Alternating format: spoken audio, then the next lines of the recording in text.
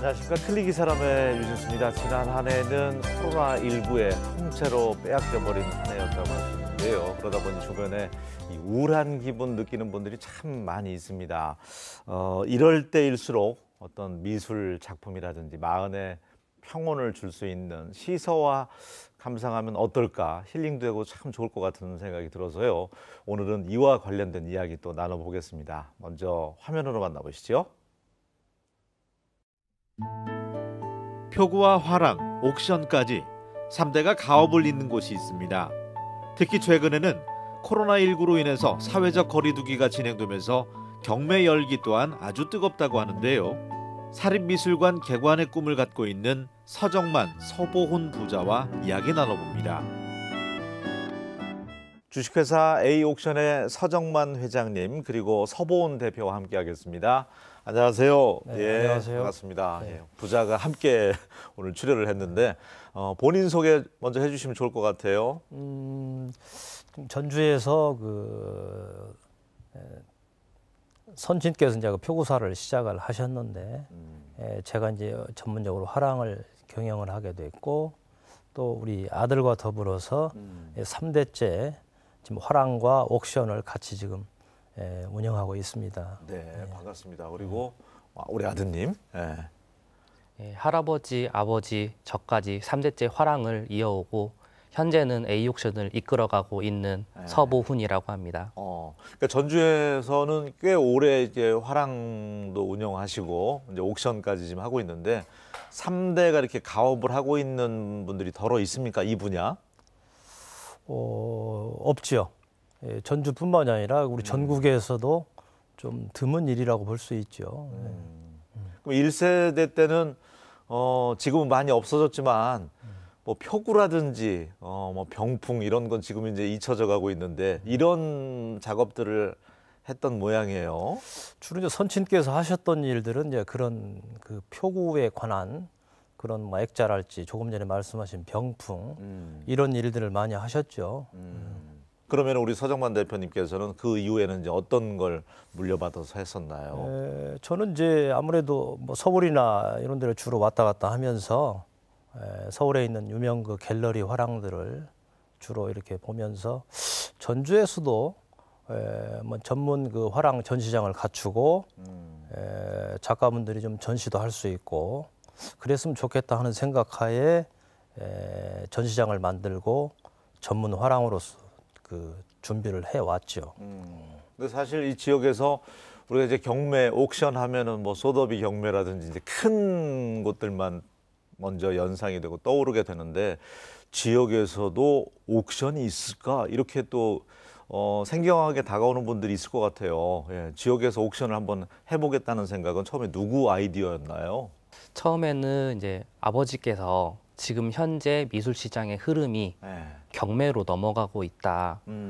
사람들이 그림을 구입하는 거에 있어서 화랑보다는 경매를 통한 현재 시스템이 변화를 하고 있기 때문에 지금이 가장 적기이다라고 판단을 하셔서 2007년에 A옥션이 설립을 하게 됐습니다. 상당히 오래됐네요. 그러면 한 13, 14년 정도가 됐는데 그럼 지방에서 전주에서 이걸 열었을 때 반응이라든지 주변의 인식은 어땠어요? 호응이라든지? 처음에 인식은 당연히 부정적인 시선이 훨씬 많았습니다.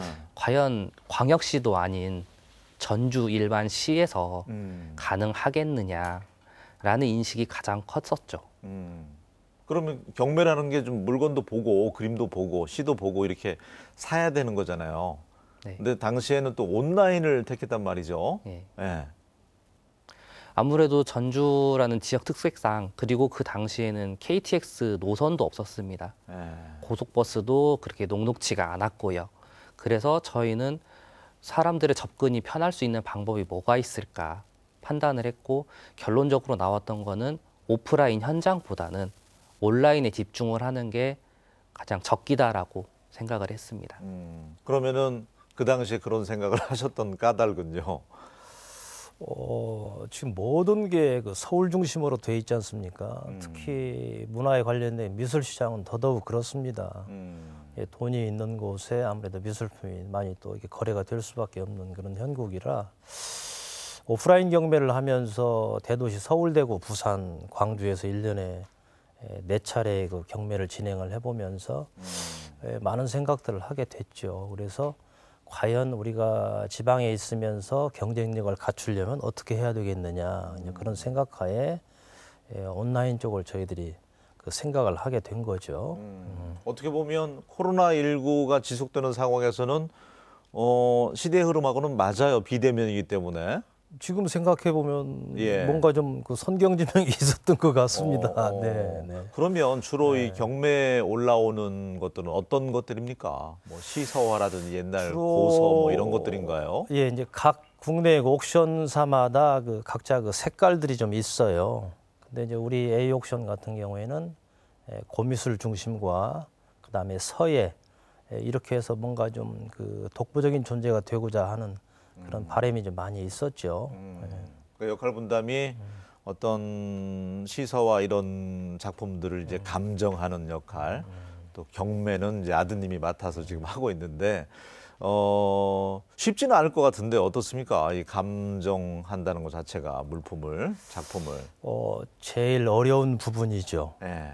사실 작품 미술품을 감정한다는 것이 제일 어렵고 그렇긴 하지만 제가 또 수십 년 동안 그 발품을 많이 팔아서 미술품들을 많이 또 보아왔고 거기에 또 따라서 또 책을 보고 또 공부도 많이 했어요. 그래서 지금 현재 제가 그냥 국내에서 가장 공신력 있는 그런 미술품 감정 기구에서 지금 미술품 감정을 현재 또 하고 있고요, 수년째. 그래서 이제 그런 부분은 저만이 할 수 있는 일이다. 그러나 이제 마케팅 쪽이나 이런 부분들은 우리 아들이 좀 시대에 맞게끔 잘 할 수 있는 그런 역할 분담을 해주면 좋겠다 싶어서 아들하고 이제 같이 하는 거죠. 그러니까 그림이라든지 평소에 이런 것들을 자주 사 모으시겠어요? 골동품이라든지. 작품은 그동안에 이제 그 어떻게 보면 수집하는 쪽에 더 무게중심을 두고 판매하는 쪽은 조금 그래도 지양을 많이 했었어요. 그래서 오늘날에 그 많은 작품을 소장하게 된 거죠. 주로 어떤 작품들 갖고 계시는데요? 뭐 정말 아주 주옥 같은 국보급에 그 준하는 그런 작품들도 일부 있고요. 가장 중심적인 것은 그 우리 전라북도 출신 작고 작가들 작품을 집중적으로 저희들이 그 수집을 했어요. 그래서 앞으로 이제 기회가 된다면 그걸 좀 잘 좀 분석을 하고 정리를 해서 책도 좀 만들고 미술사적인 사료적인 그런 그 좀 정리를 해서 우리 후학들이 좀 좋은 그 교재 역할도 할 수 있는 그런 쪽에 지금 생각도 좀 갖고 있습니다. 네, 원래 이 취미가 뭐 돈이든 우표든 옛날 때부터 이렇게 수집하는 분들은 돈도 많이 들어가고 공간도 차지할 정도로 좀 힘들다. 취미가 수집이면 힘들다 그런 얘기가 있는데 공간도 많이 차지하겠어요. 모아놓은 것들이, 작품들이. 처음에는 굉장히 힘들었죠. 힘들었는데 사실은 옥션을 하면서 좀 돈도 많이 벌었어요. 그래서 얼마 전에 이제 우리 그 사옥도 준비를 하게 됐고, 그래서 지금 현재는 작품을 뭐 보관하고 소장하는데 어려움이 좀 없을 정도로 여유롭습니다. 공간 자체가. 그러니까 보관하고 있는 그 수집한 작품 가운데는 석지 선생님, 그 고종 황제 어진을 또 그렸다는 화사, 석지 최용신 선생님의 작품들도 다 가지고 있다면서요. 방금 말씀하신 대로 고종 어진을 그릴 정도로 그 아주 그 초상화에는 탁월하신 분이거든요. 근데 지금 국내 옥션 회사에 나왔던 작품들도 거의 제가 다 낙찰을 받았습니다. 그래서 지금 한 40여 점 남짓 작품을 지금 가지고 40여 점. 예, 가지고 있는데 얼마 전에 몇 년 전에 모 기업에서 전체 그 최용신 선생님 작품을 좀 달라고 요청이 왔었는데 상당히 큰 돈이었죠. 그런데도 불구하고 가족들하고 이렇게 같이 회의를 해보니 뭐 지금 팔아서 돈을 쓰는 것도 좋지만 나중을 위해서라도 작품을 좀 보존하고 그렇게 하는 게 좀 나을 것 같다는 그런 그 결론이 내리셔서 지금 오롯이 다 지금 가지고 있는 거죠. 특별히 석지 최용신 선생님에게 이제 꽂히신 뭐 까닭이 있습니까? 그 수집을 하는 데 있어서 작품. 저는 이렇게 생각합니다. 이제 미술 시장에서의 그 역할 분담이라고 하는 것이 과거에 작품을 서로 선물을 주고받던 그런 시절이 있었던가 하면 지금은 돈을 주고 사고 팔고 하잖아요. 그래서 지금 서양화 예컨대 서양화 쪽에 지금 몇몇 작가들은 뭐 호당 몇 억, 자그마한 소품도 뭐 20억, 30억씩 이런 하는 마당에 우리 최용신 선생 같은 경우에는 초상화로서는 아주 국보급이고 정말 좋은 그런 작품인데도 그런 그 미술 시장에서의 역할이 좀 부족하기 때문에 최용신 선생 작품을 저라도 집중적으로 사들여서 가격도 좀 이렇게 상승을 시키고 전라북도에 사실은 그 관직을 마치고 전라북도에 내려와서 말년에 이제 그 전라북도 고향 아닌 고향처럼 활동을 하시게 됐는데 그래서 최용신 선생님 작품을 저라도 가지고 있으면서 뭔가 그 대한민국에서의 그 역할이 아니고 정말 그 국제적으로라도 외국 사람들도 와서 정말 초상화 최용신 선생님 작품을 보러 올 수 있는 그런 걸 한번 좀 만들어 보자 하는 생각하에 제가 시작을 하게 된 거죠. 네. 그러니까 아버님 말씀은 또 경매를 통해서 돈도 좀 많이 벌으셨다고 했는데 최고가 기억나세요 혹시? 어떤 작품이었는지? 오프라인 경매인 경우에는 최고가가 7억 2천이었던 걸로 기억을 하고요. A옥션 통해서 했을 때. 그리고 온라인 경매로 최고였던 건 1억 40만 원이었던 걸로 기억을 하고 있어요. 작품은 어떤 작품이었던 것 같아요? 제일 가장 높게 낙찰됐던 거는 박수근 화백의 작품이었고요. 온라인을 통해서 낙찰된 작품은 김용익 작가라는 현재 살아 계시는 서양 화가 분의 작품이었습니다. 이제 A옥션이 우리 지역뿐만 아니라 타 지역에도 좀 많이 알려졌습니까? 이제는 그러면 한 13, 14년 됐는데. 이제 옥션 쪽은 서울 중심으로 이렇게 돼 있는데요. 네. 서울에 이제 메이저 회사가 2군데가 있고 저희가 이제 3번째로 그 회사가 이제 설립이 됐어요. 근데 처음에 이제 집중적으로 오프라인을 통해서 한 7년 정도 투자를 많이 하다 보니 지금 많이 이제 그 알려져 있고 국내 미술 시장에서의 A옥션 역할도 상당히 중요한 부분을 지금 차지하고 있죠. 요즘은 또 재테크 개념으로 이 그림 모으는 분들도 상당히 많잖아요. 근데 안목이 없으면 또 좋은 작품 싸게 구입하기도 어려울 것 같고 경매가 또 어떻게 진행되는지도 또 궁금한 분들을 위해서 몇 가지 팁을 좀 주신다면 경매는 어떻게 참여할 수가 있고 일단 가장 우선적으로 경매에 나오는 작품을 관심 있게 보는 게 좋습니다. 어느 정도 경매 회사는 작품을 판매를 하고 일정 수수료를 받는 부분이 있기 때문에 일단 최우선적으로 판매가 돼야 된다라는 전제를 가지고 작품을 선별을 합니다. 그래서 그 선별을 할 때는 어느 정도 시장성이나 인지도 그런 것들이 확보가 돼 있는 뭐 주식으로 치면 일종의 우량주 같은 개념으로 생각을 하면 될 것 같습니다. 그래서 그런 작가들의 작품을 선별을 해서 경매를 하기 때문에 최소한 내가 옥션에서 작품을 낙찰을 받는다면 후에 방금 말씀하신 재테크 개념으로 재판매를 했을 때 어디에 내놔도 후에 다시 되팔 수 있는 가능성이 높다, 어느 정도 보장이 돼 있다라고 생각을 하시면 될 것 같고요. 경매에 참여하는 방식은 어렵진 않습니다. 각 우리나라에 있는 미술 경매 회사들의 홈페이지나 그런 곳에 회원 가입을 하고요. 당연히 무료 회원도 있고 유료 회원도 있습니다만 기본적으로는 일반 무료 회원으로 가입을 해도 경매 참여가 가능하기 때문에 일단 경매 회사에 먼저 관심을 가지고 회원 가입을 하신 후에 쭉 당장 그림을 사지 않더라도 쭉 보면서 매달 경매가 있을 때마다 어떤 작품들이 경매에 나오는지 그리고 쭉 보다 보면 내가 가진 예산과 내가 관심 가는 작가가 생기거든요.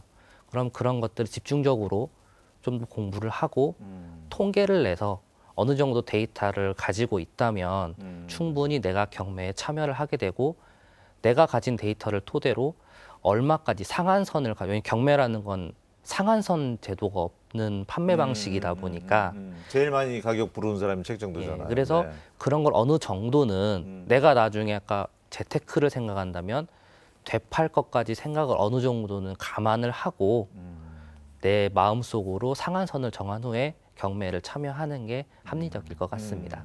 그러니까 방법이 이제 추구하는 바가 다르겠지만 경매를 참여하는 분들이 언젠가는 되팔 것을 염두에 두고 사는 경우가 많나요? 아니면 그냥 나는 소장하고 집에 걸어둬야 되겠다는 목적으로 참여하는 분들이 많나요? 아무래도 그림이라는 재화가 꼭 살아가는 데 있어서 필요한 물품은 아니거든요. 그래서 그 대부분 저희 이제 고객분들도 그렇고 당장 급하게 약간 자금이 필요하거나 사업하는데 그런 분들이 있으면 아무래도 그림이나 보석류를 먼저 매각을 하는 게 우선이다 보니까 항상 언제든 나는 이걸 되팔 수 있다라는 어느 정도는 감안을 하고 참여를 하는 게 좋고요. 그런 부분들을 염두에 두고 하시는 분들이 훨씬 더 많습니다. 물론 경매에 나오는 건 전부 다 진품이겠죠. 가품은 없겠죠. 네. 이게 보통 그 작품을 접하게 되는 것이 이제 네. 과거에는 그 이제 화랑이나 아니면 지인들, 작가 선생님들 그런 친분 관계로 이렇게 접할 수밖에 없었잖아요. 근데 이제 아시다시피 미술품이라고 하는 것은 먹어서 없어지거나 소모품이 아니에요. 그래서 한번 소장을 하게 되면 집에서 계속 놓고 본다든지 아니면 관심을 또 가질 수밖에 없어요. 그러다 보면 눈높이가 높아지는 겁니다. 예, 그러면 내가 가지고 있는 작품보다 오히려 한 단계 더 윗단계의 작품을 좀 걸어놓고 싶은 그런 마음도 들 것이고 그러다 보면 자연히 그 작품을 팔아야 되는데 팔로가 없는 거예요. 근데 이제 그러자 옥션이라는 데가 생겼으니 옥션에서는 작품도 위탁을 받아서 그 경매가 낙찰이 되면 일정 수수료만 주고 자기가 오롯이 다 가져올 수 있기 때문에 소비자 입장에서는 옥션 이상 더 좋은 데가 없는 거예요. 어쨌든 이제 두 분이 부자가 함께 하고 있는데 예전에는 그러니까 시대 흐름이 바뀌고 있는 것 같습니다. 화랑에서 이제 그림도 전시도 하고 거기서 이제 그림도 사고 팔고 했었는데 지금은 이제 옥션을 통해서 지역이지만 그렇게 소비자들에게 큰 호응을 얻고 있는데 그 매력이 있다고 그래요. 자기가 정말 원하는 작품을 낙찰을 딱 받았을 때 그 쾌감이 엄청나게 크다고 하던데요. 어떻습니까? 지켜봤을 때. 그러니까 저희가 경매를 하다 보면 네. 저희도 낙찰 예상가라는 걸 가지고 있는데 그 이상 2배, 3배 넘어 5배까지도 올라가는 것도 봤었거든요. 그러니까 그런 것들을 보면 일단 금전적인 여유가 있고 그런 걸 떠나서 아, 저분이 저 작품을 진짜 소장하고 싶은 욕구가 엄청 강했구나. 그런 것들을 많이 느낄 수가 있습니다. 우리 이제 옥션을 맡고 있는 우리 아드님이죠. 서보은 대표는 또 미술사를 전공했더라고요. 네. 자연스럽게 이제 3대가 이어져 내려오다 보니까 어떤 그런 집안의 가업으로서의 기운이 전공을 선택하는 데도 영향을 미친 것 같아요. 어떻습니까? 네. 제가 어렸을 때 학교를 항상 끝나면 네. 집으로 가는 게 아니라 어. 그때 이제 제가 가게라고 표현을 했는데 이제 화랑으로 항상 할아버지, 갔습니다. 아버지의 일터였던. 예, 그래서 가서 굳이 집으로 가도 되는데 저도 제가 왜 그랬는지 모르겠는데 항상 화랑에 가서 그림을 보고 아버지 일하시는 것도 같이 보고 또 이제 그러다 어느 날은 이제 전시대에 있던 상설 전시대에 있던 그림이 하나 바뀌었는데 제가 물어봤다고 하더라고요. 이 하나가 왜 어디 갔냐 작품이. 눈여겨봤던 모양인데요. 그랬었나 봐요. 그래서 뭐 어렸을 때부터 관심이 많았고 누가 시킨 게 아니고 어려서부터 너는 커서 뭐가 될래?라고 하면 저는 화랑을 할 거예요라고 항상 얘기를 했었어요. 그래서 이제 중학교 때, 고등학교 때는 이제 좀 일도 초등학교 때는 일은 안 도와드리고 그냥 가서 노는 놀이터였고 이제 중학교, 고등학교 때는 이제 일손이 필요하면 간단하게 뭐 일도 도와드리고 하다 보니까 자연스럽게 전공도 그쪽으로 하게 됐던 것 같습니다. 소위 말하는 이제 케미라고 하잖아요. 서로의 어떤 아버지와 같이 근무하면서 잘 맞습니까? 그런 부분은 같이 같은 일을 하니까 좋은 점이 더 많아요? 뭐 좋은 점도 있고 뭐 네. 안 좋은 점도 있는데요. 이제 의견 충돌이 날 때도 있고요. 근데 이제 아무래도 의견 충돌보다는 제가 아직 배워야 될 게 많기 때문에 조언을 많이 제가 구하고 있습니다.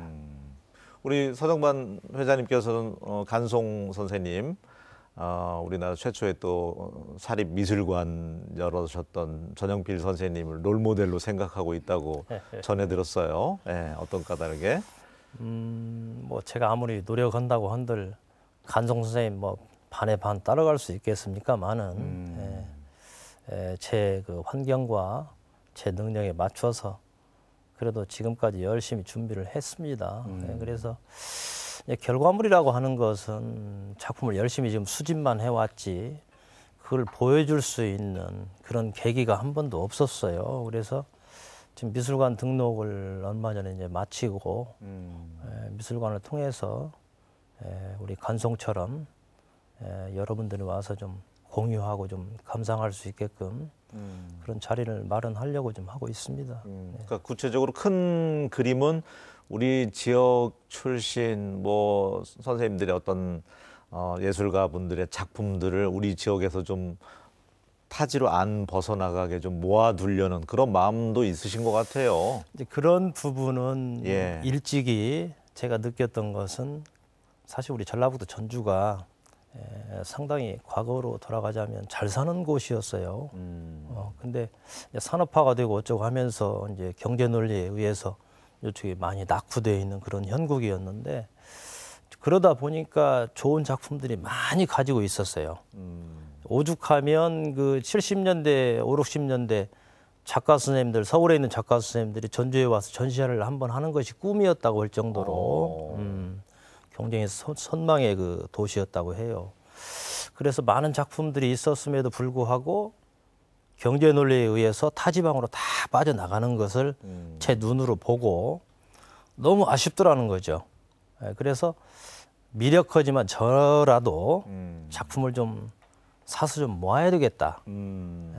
그게 어떻게 작지만 우리 전라북도에 있는 그런 서화 발전을 위해서도 좀 바람직한 일이 되지 않을까 싶어서 수집을 했던 것이 지금은 좀 많이 이렇게 확보가 된 거죠. 아버님의 꿈은 어쨌든 개인 또 미술관의 꿈도 있으시다고 말씀을 해주셨는데 우리 서보은 대표 아들 입장에서는 또 어떤 계획 갖고 있어요? 새해니까 올 한 해. 일단은 코로나19가 빨리 종식이 됐으면 하는 게 제일 먼저고요. 맞아요. 네. 아무래도 문화라는 것 자체가 어느 정도 삶에 여유가 있어야 즐길 수 있는 부분이 있는데 지금은 워낙 삶의 여유 자체가 없다 보니까 문화를 즐기는 것 자체가 너무 어려운 것 같습니다. 그래서 지금 당장은 코로나19가 빨리 종식이 돼서 지금 뭐 전시장에 오시는 분들 마음 편하게 오셔서 작품도 감상도 하시고 구입도 하시고 했으면 하는 게 이제 가장 단기적인 목표고요. 장기적인 목표는 아버지의 뒤를 이어서 제가 앞으로 지금 이 솔화랑과 A옥션을 더 크게 뭐 전국에서 내놓으라 하는 화랑과 옥션으로 만드는 게 제 최종 꿈입니다. 포부가 아주 좋습니다. 네, 좋은 전시도 간간히 많이 하는 걸로 전해 들었는데 이 예술 작품이라는 게 아는 만큼 그 가치가 보이잖아요. 혹시라도 관심 있는 시청하시고 있는 분들이 관심 있다면 화랑 둘러보시면서 작품 감상하시면서도 안목을 키워나가면 좋을 것 같습니다. 두 분 하여튼 새해 또 소망하는 바 잘 이루셨으면 좋겠고요. 오늘 함께해 주셔서 고맙습니다. 감사합니다. 예, 새해 소망 계획 세우신 분들 잘 추진하고 있는지 모르겠습니다. 간절함이 있으면 이루어진다고 하니까요. 긍정의 마음으로 밀고 나가시기 바랍니다. 저는 다음 시간에 다시 인사드리겠습니다. 고맙습니다.